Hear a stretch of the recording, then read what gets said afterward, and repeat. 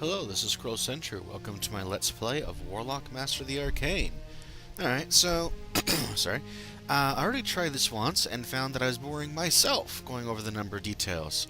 So unfortunately we're going to have to skip a lot of details. I can't really go and make this tutorial live because it's too complicated, sorry. Whoops. Didn't think that would happen. Alright, so, basics idea. This is our difficulty settings. 5 difficulties, different names for it, but in any case, normal is what I'll be running most of them on, except for the very first run through the game, which is going to be on impossible setting because I'm going to use my best, my best strategies and everything, which I can beat pretty easily usually. So if I can beat it easily, then I should be able to at least beat it when I'm doing a Let's Play. Anyways, 4 victories. Alright, and I gotta remember, apparently you cannot see my cursor in this game, just like we couldn't see it in Orcs Must Die. So, go figure. Anyways, there's a conquest victory, defeat the Great Mages. Defeat an avatar is just sort of, well, I'll explain it later. Basically, you sort of buddy-buddy with one god and in process piss off the other one. They send an avatar to destroy you, you destroy the avatar, you win the game. That's the short version. Unity spell is sort of your technological victory, and capture 50% of holy grounds is just sort of, well, you'll see what the holy grounds are. Capture half of them, you're good. Anyways, world configurations allow small, medium, or large worlds. We've got a great land, and I'm going to have to toss my cat on the ground for trying to bite me. He thinks he's playing. He doesn't realize that hurts. Alright, so you got different land types. A great land is like land with some lakes. Supercontinent is like your Pangea type world where it's one continent with a little bit of extra land around. Continents is your standard continent type landmass, and islands if you want to play that way. Another option, pretty simple. You can have up to 6 extra planes, which is another little fun mechanic we'll get into later. Rival Great Mages. I'm going to go ahead and change this so that if I was on extra large, you would actually have only 4 additional worlds instead of maximum 6. Instead of 6 mages, which is their default, I'm going straight to 8 rival mages. Because this is actually what I have the most fun with. I like long games, admittedly. There's a ton of guys to play as: Moralibus the Hat, Anna the Nine, Nicholas Frost, Grand Librarian. These guys, and Piercer the Eternal, are your basic human guys. They've each got their ups and downs, bonuses, perks, really cool biographies. I was reading those last time, but that's going to slow things down apparently too much. The Empress, King Lich V, I love this guy. The 5, the V, or whatever, does not mean he is the 5th Lich in line. It means he has been brought back from the dead 5 times. He doesn't give up. And Rajak. These are our undead groups. We've got King Rat, the 42nd, if I'm reading that right. Sol de Torvega, Ashar the Wisest, and Tendril, son of Vendril, I believe, are our monster guys. And Malinazoshi is our downloadable content monster, adding in the Quaddles, which is basically monster group or any other. With Lord of Quaddles and Quaddle Training as an option, you can just throw them in as an extra. There's not really a playable race as much as an add-on to any other playable race. Amberon the Darks, who I'm actually going to be playing as, because he's got the bonuses I like. He's also the only, even though he is downloadable content, the Arethi Elves are only through this guy normally, or through customization, and I'll briefly touch on that. But I love the Arethi Elves. Very powerful troops, very fast knowledge gain, but they really don't have very good resources as a whole, and so they have much fewer troops to make up for it, and just in general, it can slow things down in other ways. Dragon Queen is actually human, but with elves, for elven relatives, elven followers, basically, so to bring in more of an elven flavor to your gameplay. And Krill the Kingpin was a human group added in with, specifically, they have this Clean the Land spell. Hopefully you can see at least the tooltip, if I remember right. And that's basically a spell that allows you to restore land that's been corrupted or cursed or just plain changed back to its original format. Very useful spell, and it was a part of the with this one particular mode you could go into. Anyways, I'm going to go ahead and show you here. You can change your colors. I'm going to go with blue. Blue's one of my favorite colors. Actually, black's my favorite color, but it's not here. So, anyways, but Armageddon mode's something I'll cover later on. Hopefully, I won't have too much of a trouble with it. If I'm having trouble with a Let's Play, I may run it on an easier setting, because I really don't like it. Honestly, I don't like that mode at all. But it's more against the computer's random junk they throw at you than actual opponents. I'm going to go ahead and reset my points here just so you can see. You get 10 points.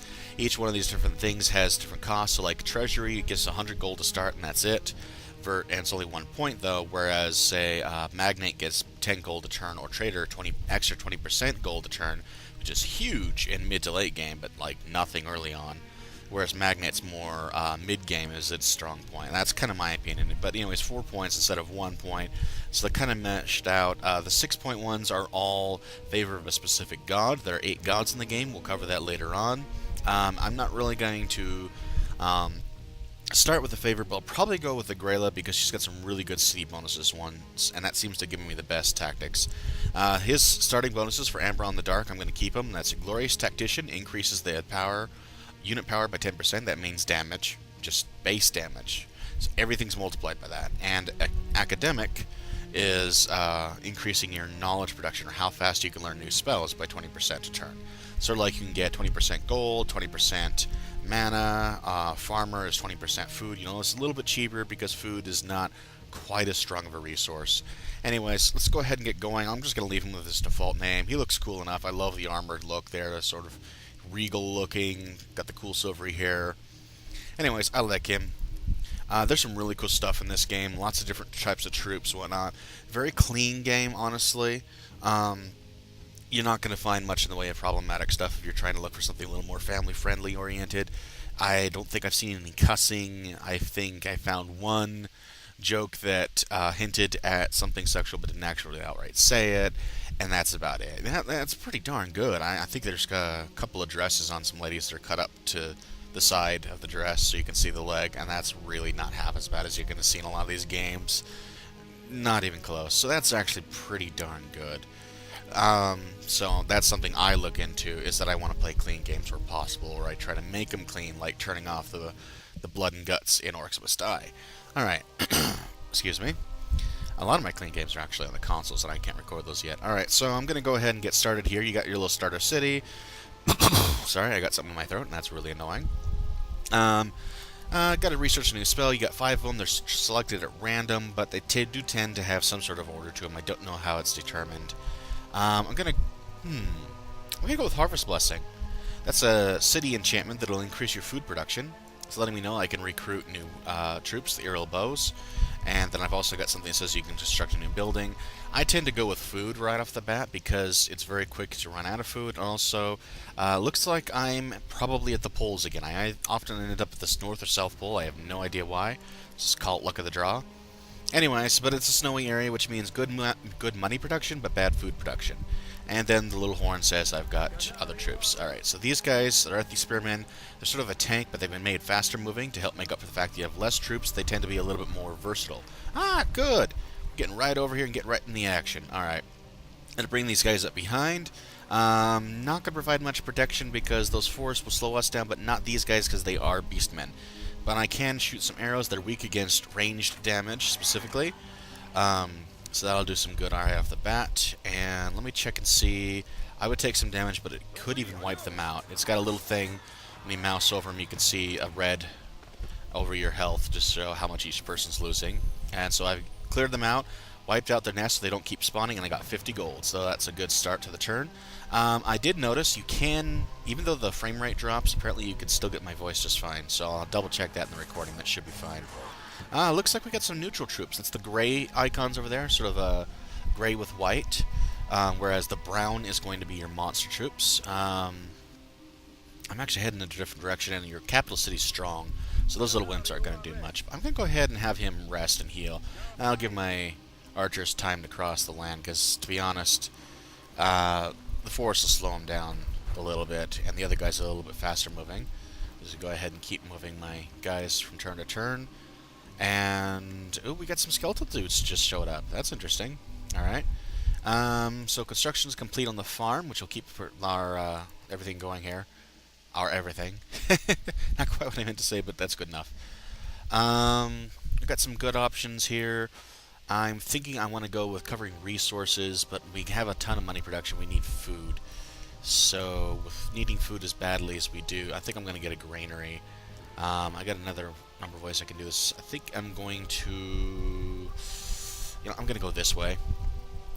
Wherever you have buildings placed, it acts like a... what do you call it? Oh, it's going to let me know we've got settlers available now. In fact, I'm going to go ahead and get some settlers building. I should probably get some arrow bows building as well. And just some extra archer troops. Anyways, wherever you have a building placed or on a city, it acts like a road where you can move 3 times as fast. And it also negates any penalties you would have had to movement as well. So I'm going to go ahead and move these guys up. But before I actually have them attack, I'm going to have these guys wound them a bit. They're resistant to range damage, so they're not going to take much. And because of the difficulty I'm on, I am dealing half damage and taking double damage. And NPC opponents, not neutral guys like this, where you can capture their city, they will actually have bonuses to their like resources and stuff, if I'm not mistaken.